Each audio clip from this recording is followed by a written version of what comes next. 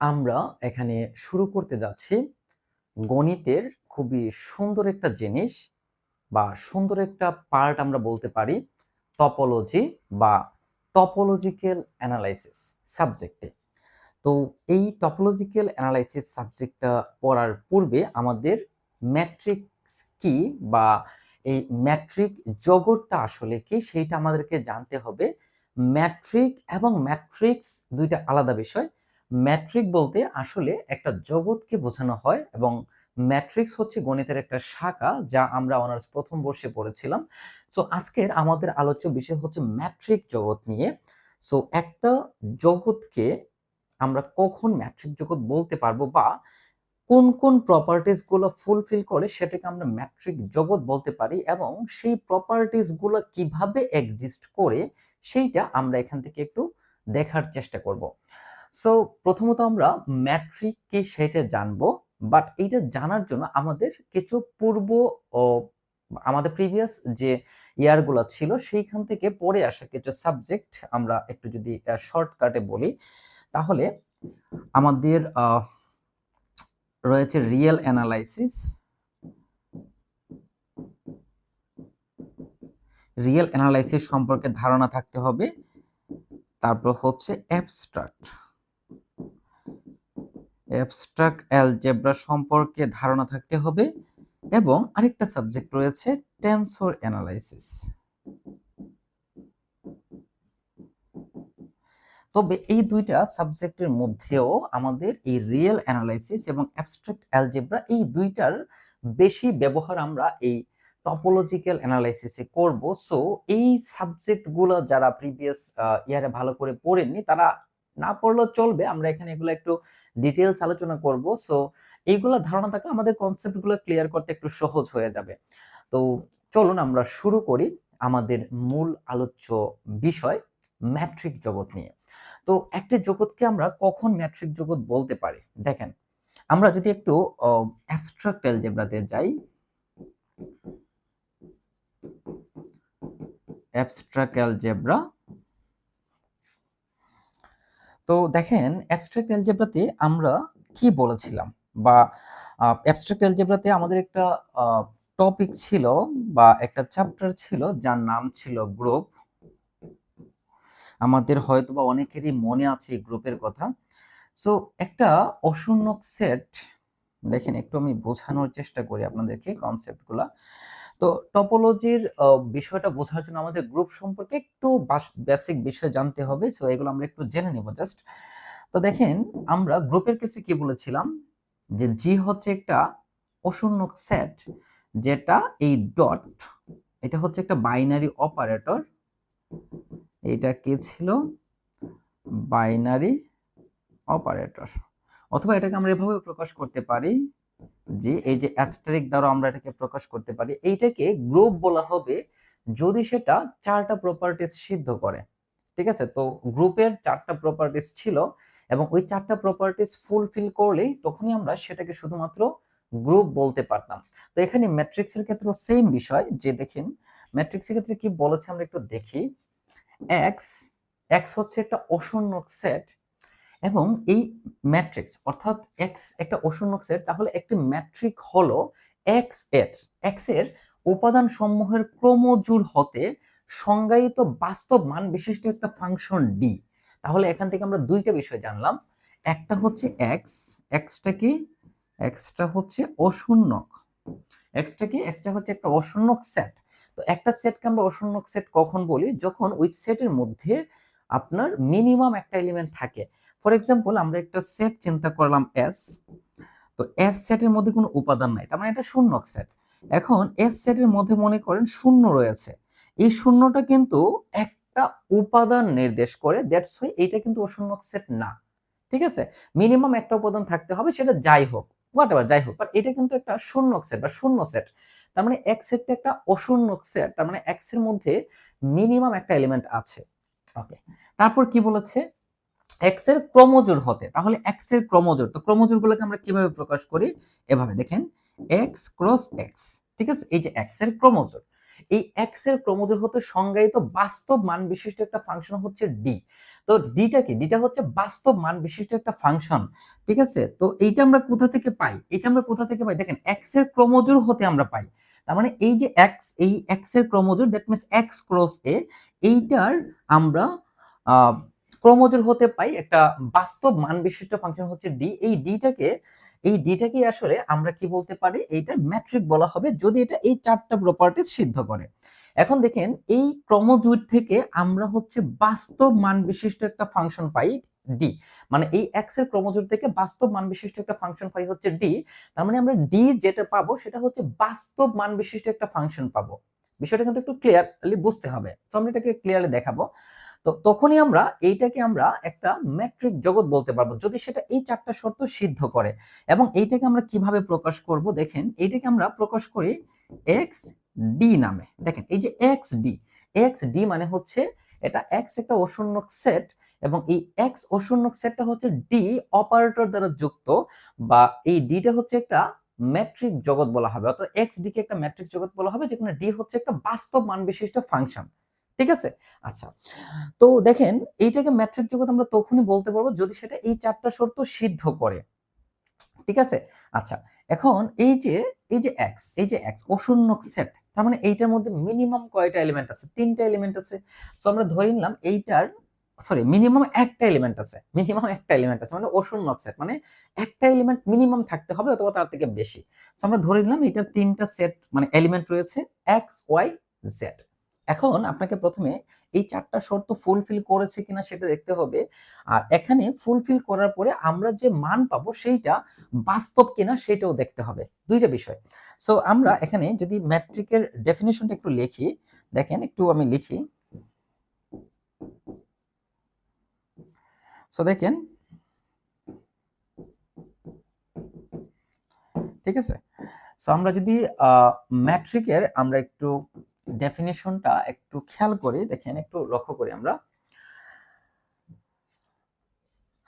So এটাকে আমরা একটু শর্তগুলাকে একটু আমরা লিখি। সো প্রথম শর্ততে কি বলা ছিল দেখেন, প্রথম শর্ততে বলেছে d x y greater than equal 0। তো এখানে যে এক্স ওয়াই জেড, দেখেন এখানে যে এক্স আছে, ওয়াই আছে, জেড আছে, এগুলো হচ্ছে বাস্তব মান, মানে আমাদের যে অশূন্যক সেট ছিল সেই অশূন্যক সেটের তিনটা এলিমেন্ট। তো আমরা ধরে নিলাম এটা হচ্ছে আমাদের একটা অশূন্যক সেট, ঠিক আছে? এই অশূন্যক সেটের তিনটা এলিমেন্ট নিয়ে আমরা এগুলোকে প্রুফ করব। সো এখানে আমরা প্রথমে দুইটা এলিমেন্ট নিব। সো একটা হচ্ছে এক্স, একটা হচ্ছে ওয়াই। সো এখানে আমরা ধরে নিলাম এক্স হচ্ছে একটা পয়েন্ট আর ওয়াই হচ্ছে একটা পয়েন্ট। এখন আপনার মনে প্রশ্ন আসতে পারে, এইগুলা কি দ্বিমাত্রিক স্থানাঙ্কে নাকি ত্রিমাত্রিক স্থানাঙ্কে নাকি এন মাত্রিক স্থানাঙ্কে? দেখেন আমরা এখানে কি নিয়ে আলোচনা করছি? টপোলজি নিয়ে।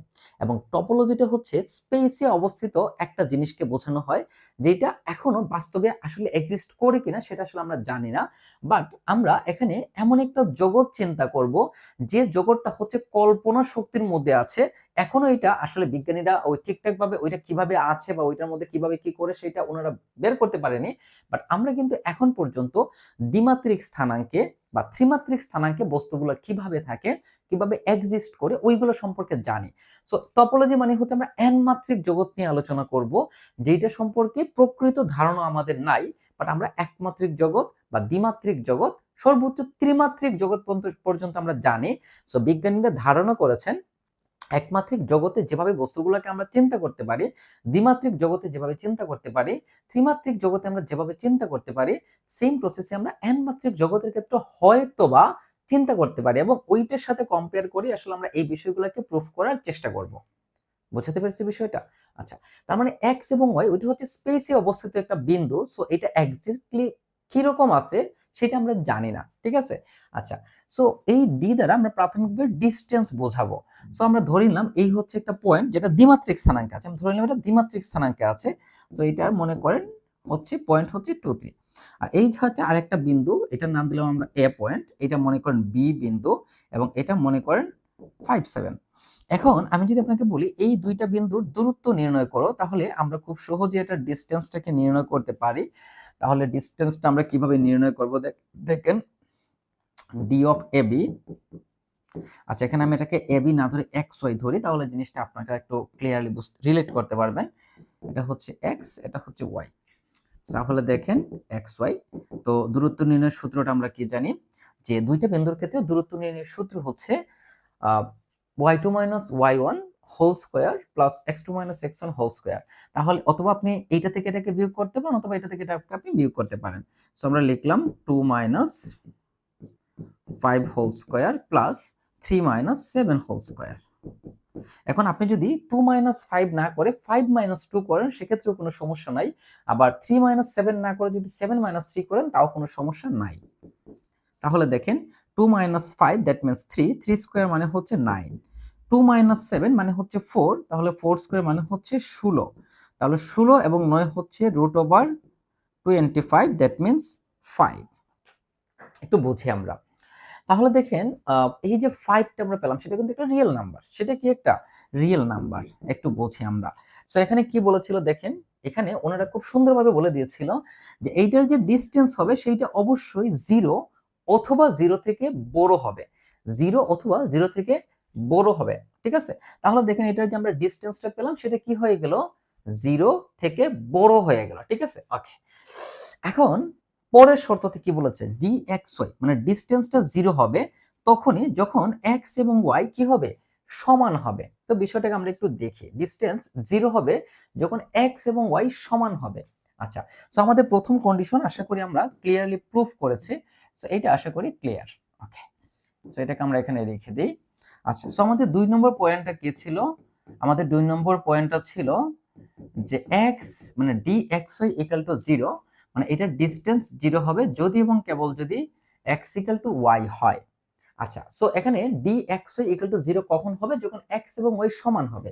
তার মানে এখানে আমরা যে বিন্দুগুলো নিব সেই বিন্দুগুলো সমান হতে হবে। সো আমরা এটা 2 3 নিয়েছি, এটাও আমরা কি নিব, 2 3 নিব, ঠিক আছে। ওকে, সো দেখেন আমরা x এবং y যদি সমান হয় তাহলে এটার ডিসটেন্স কি হবে, সমান হবে। খুব সিম্পল বিষয়, তাই না। তাহলে দেখেন যেহেতু দুইটাই সমান তাহলে দেখেন দুইটা বিন্দু হবে না, সেটা একটা বিন্দু হবে। দেখেন এইটা 2 3 এইটা 2 3 দুইটা কখনো সেম মানে আলাদা হতে পারবে না, কারণ একই বিন্দু তো। সো আমরা এই যে পয়েন্টটা দেখেন, এই যে পয়েন্টটা, যে পয়েন্টটা আমাদের মানে 2 3 ছিল সেইটি আসলে ওয়াইও হবে, অর্থাৎ ওয়াইটাও কি 2 3 মানে একই রকম, একই জায়গাতে আছে। একই জায়গাতে যদি থাকে, মনে করুন এইটা একটা পয়েন্ট, এটা একটা পয়েন্ট, ঠিক আছে, একই পয়েন্ট, এটার আমি দুইটা নাম দিয়েছি, একটা এক্স একটা ওয়াই, একটা একই জায়গা, একই জায়গা, ঠিক আছে। তাহলে ওইটার কোনো ডিসটেন্স থাকবে না, কারণ দেখেন এইটার স্থানাঙ্ক 2 3, এইটার স্থানাঙ্ক কি 2 3, সো এখানে কোনো ডিসটেন্স থাকবে না, ঠিক আছে। খুব সিম্পল বিষয়, এটার কোনো ডিসটেন্স থাকবে না। সো এটার ডিসটেন্সটা কি হবে, এটার ডিসটেন্সটা হবে 0। তাহলে দেখেন যদি ডিসটেন্স 0 হয় তাহলে x এবং y সমান হবে। বিপরীতভাবে x এবং y যদি সমান হয়, সমান হয় মানে একই জায়গাতে এক্সিস্ট করে, মানে একটা পয়েন্টের মধ্যে এটা এক্সিস্ট করে, মানে একটা স্পেসের মধ্যে একটা জায়গাতে সেটা এক্সিস্ট করে, তখন এটার ডিসটেন্স কি হবে, 0 হবে। সিম্পল বিষয়। আচ্ছা, থার্ড কন্ডিশনটা কি বলেছিল দেখেন, থার্ড কন্ডিশনে বলেছিল যে d অফ xy সমান কি হবে, d অফ yx হবে। অর্থাৎ x এবং y এর যে ডিসটেন্সটা হবে y থেকে x এর ডিসটেন্সটা সেম হবে। এটা ভাই খুব সিম্পল বিষয়। দেখেন আমরা একটু আগে x ধরেছিলাম এখানে, সো আমরা এখানে আরেকটা পয়েন্ট নিলাম, মনে করেন y, আর এটা আমাদের কি ছিল 5 7, আমরা যে পয়েন্টটা আগে নিয়েছিলাম। এখন দেখেন আমরা এই x থেকে y এর যে ডিসটেন্সটা বের করেছি সেইটা কিন্তু আমাদের এইটা, ঠিক আছে। দেখেন এই যে এটার ডিসটেন্স হচ্ছে আমাদের 5, ডিসটেন্সটা কি 5। এখন যদি আমি এটাকে এখানে আমরা যখন বিয়োগ করেছি তখন 2 থেকে 5 কে বিয়োগ করেছে, এখন আমি যদি 2 থেকে 5 কে বিয়োগ না করে 5 minus 2 whole square plus 7 minus 3 whole square এইটাকে যদি দিয়ে করতাম তাহলেও কিন্তু এটা কি হতো, 5 হতো, ঠিক আছে। অর্থাৎ আমরা যদি dyx করতাম, ঠিক আছে, তাহলেও সেটা কি হতো, 5 হতো। তার মানে এইটা প্রতিসম শর্ত সিদ্ধ করে, শর্ত সিদ্ধ করে, ঠিক আছে। এটা প্রতিসম শর্ত সিদ্ধ করে। ওকে, তাহলে আশা করি প্রতিসমতার যে শর্ত সিদ্ধ কিভাবে করে সেটা আমরা বুঝেছি। এখন আমাদের ফোর্থ কন্ডিশন কি ছিল দেখেন, ফোর্থ কন্ডিশন বলা হয়েছে d of xy less than equal df xz plus d of zx হবে, ঠিক আছে। এইটা হচ্ছে আমাদের ফোর্থ কন্ডিশন। দেখেন একটু দেখি আমরা, সো এখানে ফোর্থ কন্ডিশন বলেছে যে d of xy less than equal d of xz plus d of zx হবে। এখন আমরা এটাকে একটু দেখি, সো এখানে যেহেতু এটা একটা ত্রিমাত্রিক জগৎ, সো এখানে এক্স্যাক্টলি বিন্দুগুলো এক্স্যাক্টলি কোথায় আছে সেটা আমরা জানি না, বাট আমরা এখানে যে জগৎটা নিয়েছি সেটা কিন্তু এন মাত্রিক জগৎ। বাট এখানে যেহেতু আমরা তিনটা বিন্দু নিয়েছি এই জগতের, মানে অশূন্যক সেটের তিনটা এলিমেন্ট নিয়েছি, সো আমরা এখানে ওই তিনটা বিন্দু নিয়ে আসলে বা এই তিনটা এলিমেন্ট নিয়ে আসলে আমরা এটাকে প্রমাণ করাবো, ঠিক আছে? তো এক্স ওয়াই জেড হচ্ছে ওই অশূন্যক সেটের তিনটা বিন্দু, সো আমরা তিনটা বিন্দু বা তিনটা এলিমেন্ট নিয়ে আমরা আসলে এটাকে প্রমাণ করার চেষ্টা করব। তো প্রথমত দেখেন এক্স এবং ওয়াই এর যে ডিসটেন্স হবে সেই ডিসটেন্সটা এক্স এবং জেড এবং এক্স এর ডিসটেন্সের দূরত্ব থেকে কম অথবা সমান হবে। আচ্ছা, জিনিসটাকে আমি একটু প্র্যাকটিক্যালি আপনাদেরকে দেখাই। এইটা কিন্তু এক্স সেট, এটা হচ্ছে এই যে সেট, এটা হচ্ছে এক্স সেট, ঠিক আছে? ওকে, এখন দেখেন সো এখানে তো আমরা এক্স নিলাম, ওয়াই নিলাম, সো এখানে আমরা আরেকটা বিন্দু নিলাম, মনে করেন এটা হচ্ছে জেড এবং এইটা মনে করেন 3 - 2, ঠিক আছে? এটা হচ্ছে আরেকটা বিন্দু, এটা হচ্ছে 3 - 2। ওকে, সো এক্স এবং ওয়াই এর ডিসটেন্স আমরা কি বের করেছিলাম মনে আছে? 5। ওকে, এখন আমরা এক্স এবং জেড এর ডিসটেন্স বের করব। দেখেন এই ডিসটেন্সটা আমরা এখন বের করব। তো এটার ডিসটেন্স আমরা কিভাবে বের করব বলেন তো? √2 - 3 whole square, 2 - 3 whole square plus 3 - -2 whole square, অর্থাৎ 3 + 2 হোল স্কয়ার, ঠিক আছে? এইটা আমরা কার ডিসটেন্স বের করতেছি? এটা হচ্ছে এক্স জেড এর ডিসটেন্স, ঠিক আছে?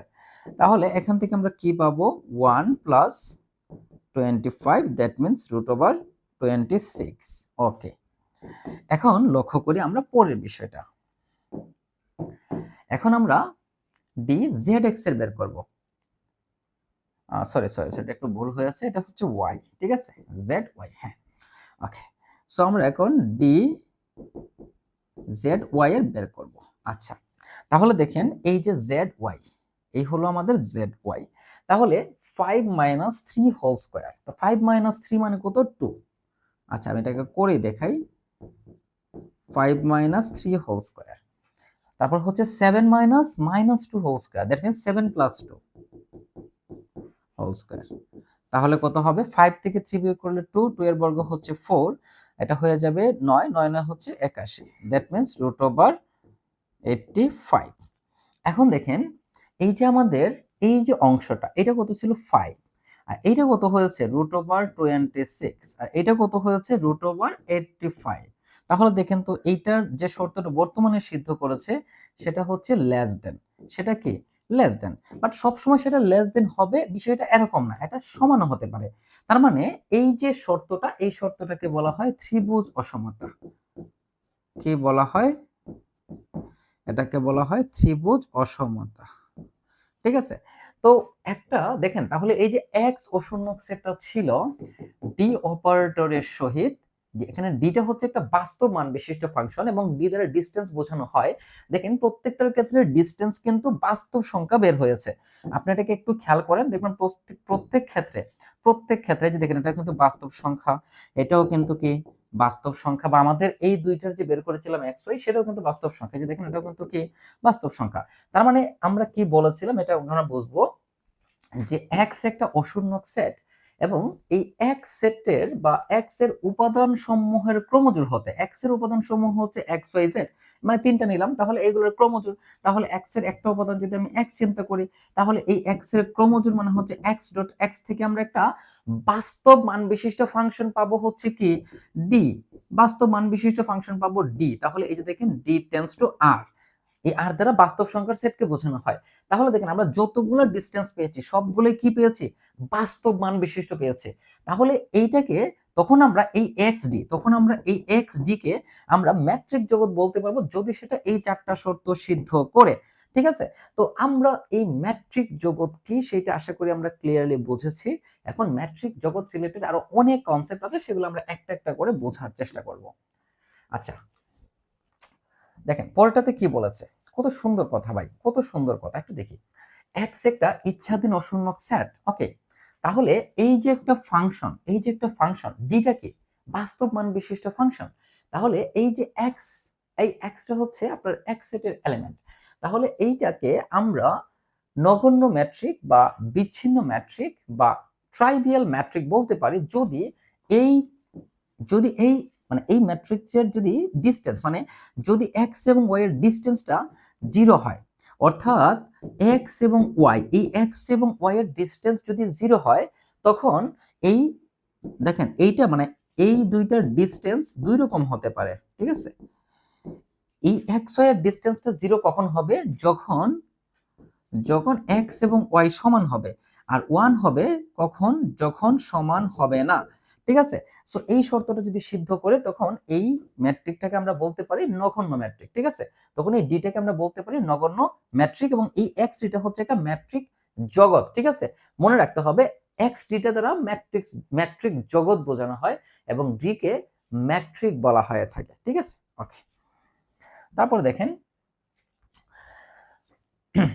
আর মানে হচ্ছে বাস্তব সংখ্যার সেট। তাহলে বাস্তব সংখ্যায় প্রচলিত ম্যাট্রিক, দেখেন সকল বাস্তব সংখ্যার সেট আর এর জন্য প্রচলিত ম্যাট্রিক এত দ্বারা সংজ্ঞায়িত করা হয়। দেখেন একটু লক্ষ্য করি, আমরা একটু লক্ষ্য করি।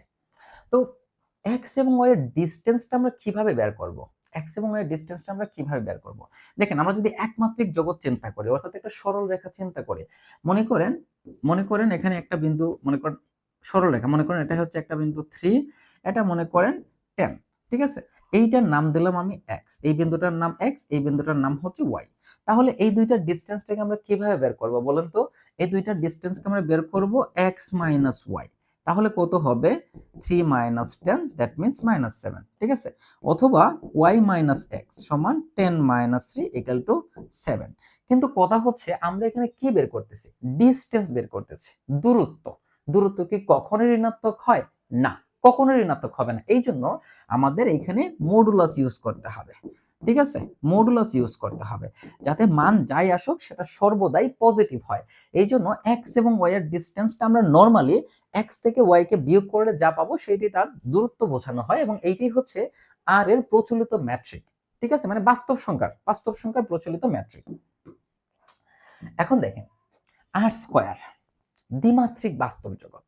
আর স্কয়ার মানে কি, দ্বিমাত্রিক বাস্তব জগৎ, যেটা দ্বারা আসলে দ্বিমাত্রিক স্থানাঙ্ককে নির্দেশ করে, ঠিক আছে।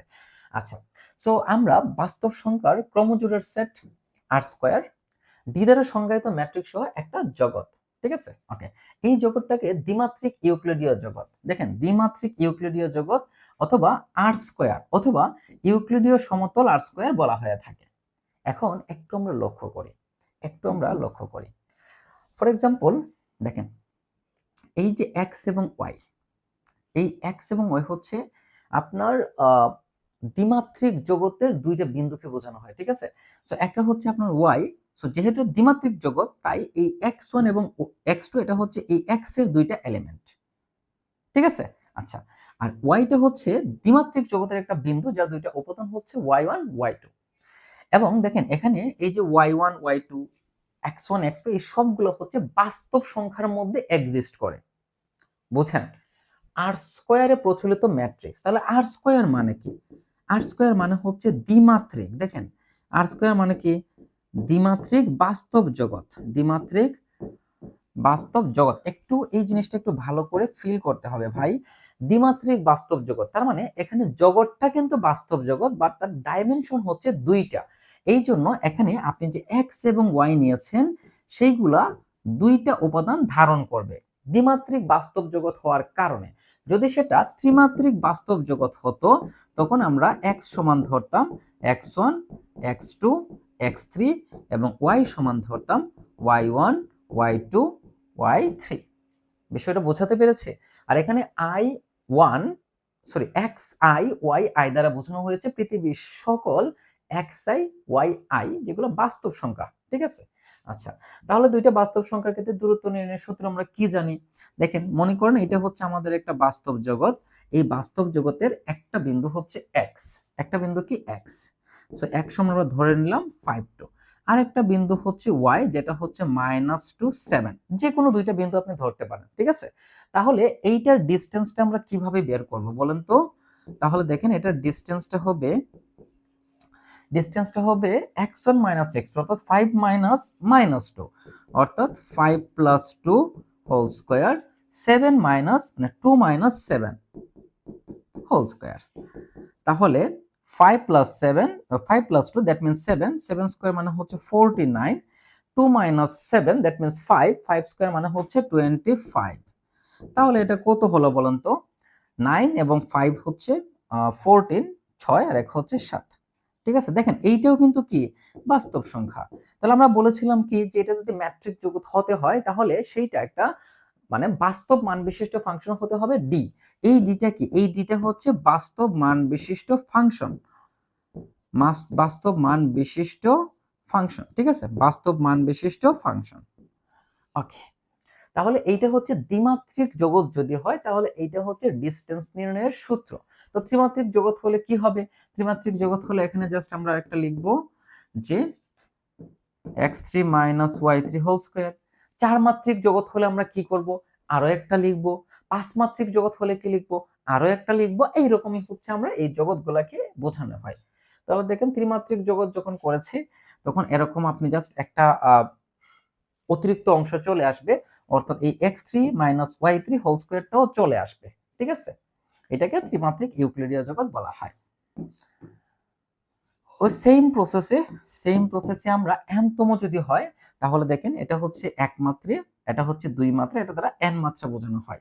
ঠিক আছে, আর এই x সমান হচ্ছে x1 x2 xn, মানে হচ্ছে এটা হচ্ছে n মাত্রা বোঝানো হয়, মানে n মাত্রিক জগতের একটা বিন্দু হচ্ছে x, এটা হচ্ছে n মাত্রিক জগতের একটা বিন্দু হচ্ছে y। তার মানে যেহেতু এটা n মাত্রিক জগতের একটা বিন্দু x, তার মানে এখানে n মাত্রা ধারণ করবে এবং এইটা হচ্ছে তার n মাত্রা। তো এটা যেহেতু n মাত্রিক জগতের একটা বিন্দু y, সো এটা n মাত্রিক জগৎ ধারণ করবে, অর্থাৎ n মাত্রা বিশিষ্ট বা n সংখ্যক উপাদান ধারণ করবে। ঠিক আছে, ওকে। আর এই যে অংশগুলো দেখেন, এই যে অংশগুলো এইগুলোকে যদি আপনি সামেশন আকারে লেখেন, দেখেন x1 minus y1 whole square, x2 minus y2 whole square, xn minus yn whole square, এবং প্রত্যেকটা মাঝখানে কিন্তু প্লাস আছে সূত্র অনুযায়ী, দ্যাটস ওয়াই আমরা লিখতে পারি সামেশন। ঠিক আছে, আচ্ছা।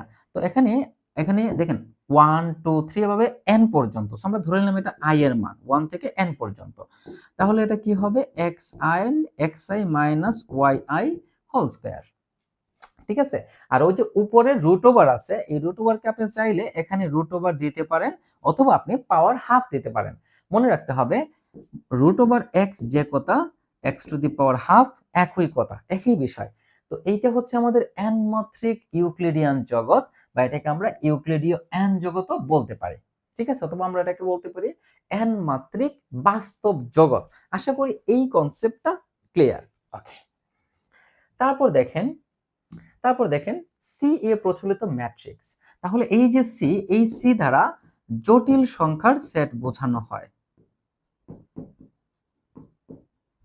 জটিল সংখ্যার সেট বোঝানো হয়। দেখেন একটু বোঝে, তাহলে সিটাকে সি দ্বারা আসলে জটিল সংখ্যার সেটকে বোঝানো হয়। ঠিক আছে, এবং পৃথিবীতে যত সংখ্যা আছে সেই সকল সংখ্যার গডফাদার হচ্ছে জটিল সংখ্যা।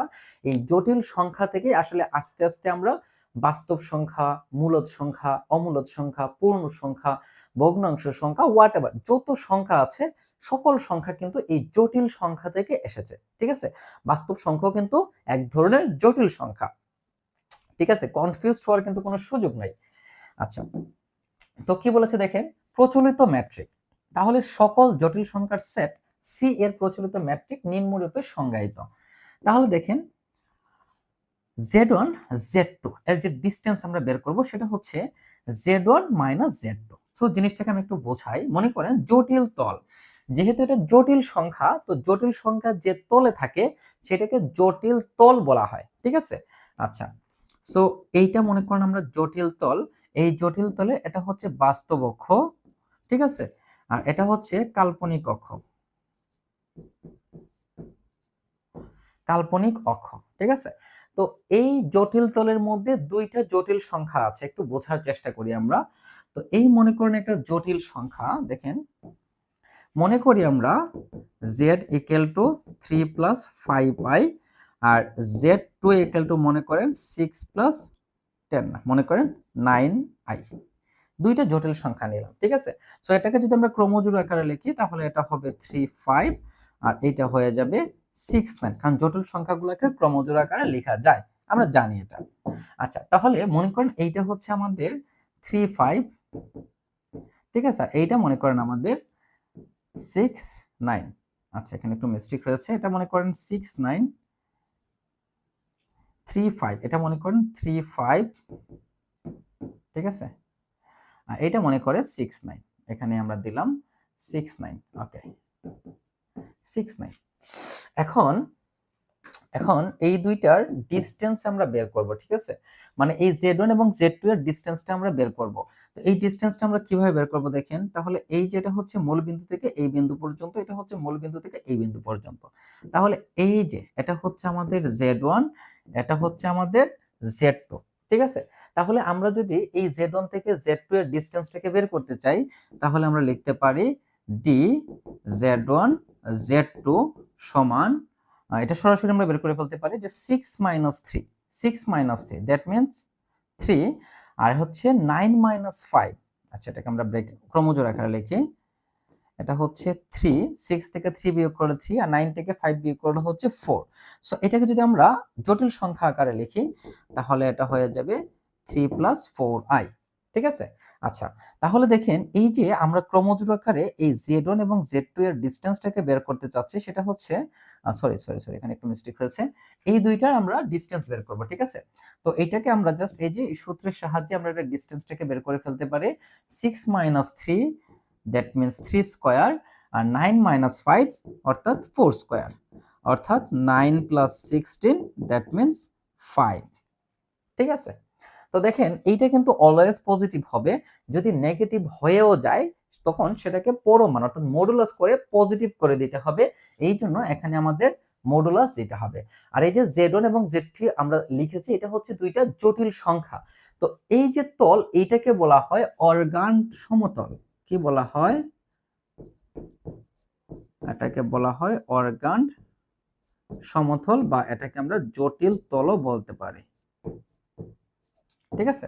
এটাকে আমরা অর্গান সমতল বা জটিল তলও বলতে পারি। সো এই কনসেপ্টটা আশা করি আমরা ক্লিয়ারলি বুঝতে পেরেছি। তারপর সি স্কয়ারের ক্ষেত্রে সেম বিষয়, যখন সেটা দ্বিমাত্রিক স্থানাঙ্কে হবে, তখন এই যে দেখেন ইউ হচ্ছে দ্বিমাত্রিক স্থানাঙ্কের একটা বিন্দু, আর এটা হচ্ছে দ্বিমাত্রিক স্থানাঙ্কের আরেকটা বিন্দু। তাহলে এটার ডিসটেন্স কিভাবে নির্ণয় করব? ওই বাস্তব সংখ্যাগুলোর ক্ষেত্রে যেভাবে ছিল, জটিল সংখ্যাগুলোর ক্ষেত্রে সেম বিষয়। এই যে দেখেন আপনার y1 - y2 whole square root over দিয়ে, তারপর হচ্ছে y2 মানে u2 - v2 হোল স্কয়ার, ঠিক আছে। মানে সেম প্রসেস, আগেরগুলোর মতোই, ঠিক আছে। তো ত্রিমাত্রিক জগতের ক্ষেত্রেও সেম কনসেপ্ট, এনমাত্রিক জগতের ক্ষেত্রেও সেম কনসেপ্ট, অর্থাৎ বাস্তব সংখ্যাগুলোর ক্ষেত্রে আমরা যেভাবে করেছি, জটিল সংখ্যাগুলোর ক্ষেত্রেও কিন্তু সেম প্রসেসেই এইগুলোকে বের করতে হয়।